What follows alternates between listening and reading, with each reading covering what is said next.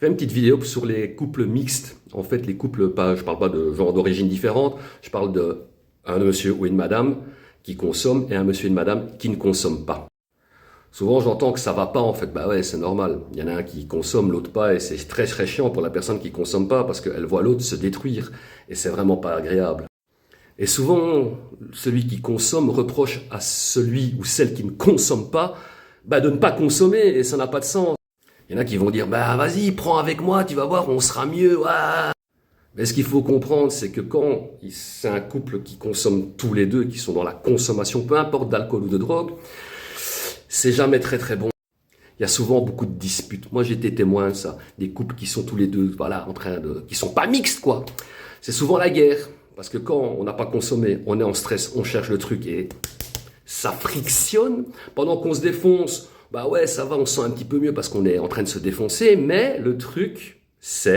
En fait, le truc, c'est que il y a toujours une espèce de jalousie, il y a toujours un œil qui reste affûté dans l'assiette de l'autre pour voir ce qui reste, parce qu'il y en a toujours un qui consomme plus vite que l'autre.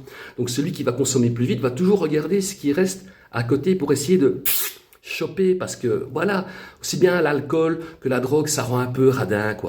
Et le problème, c'est que ce genre de couple, s'ils tiennent, ils vont se retrouver rapidement dans une espèce de précarité financière assez extrême, parce que ce soit l'alcool ou la drogue, ça coûte beaucoup d'argent. Donc on se retrouve vite à plus savoir payer ses factures, à plus faire ça, ci, ça. On ne passe plus que son temps à chercher la conso, à trouver de l'argent pour en avoir. Et à un moment donné, comme on n'arrive plus à payer les factures, on se retrouve vite à la rue. Et ce que doit bien comprendre la personne qui consomme, c'est que l'autre en face, elle est triste, elle est malheureuse. Parce qu'elle voit l'autre se détruire. Ouais, logique, forcément. Et il y a un sentiment d'incompréhension, et je ne comprends pas ce sentiment d'incompréhension. Parce que celui qui consomme, il devrait comprendre quand même. Je fais un peu le malin, je fais peut-être un peu le farce sur le coup, mais il doit comprendre qu'en fait, il est en train de se détruire. Et qu'en face de lui, il détruit une autre personne. Non? Si, un peu.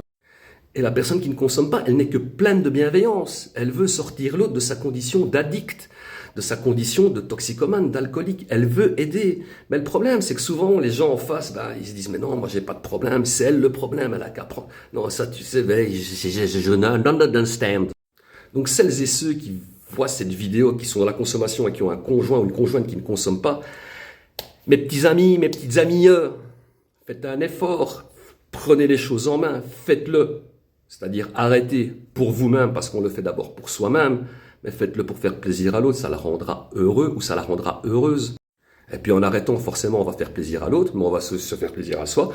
Et on va surtout faire des économies. Et là, on pourra faire plaisir à monsieur ou à madame avec un petit cadeau. On pourra faire plaisir aux enfants. On pourra partir tous ensemble en vacances. C'est quand même plus chouette comme life, non?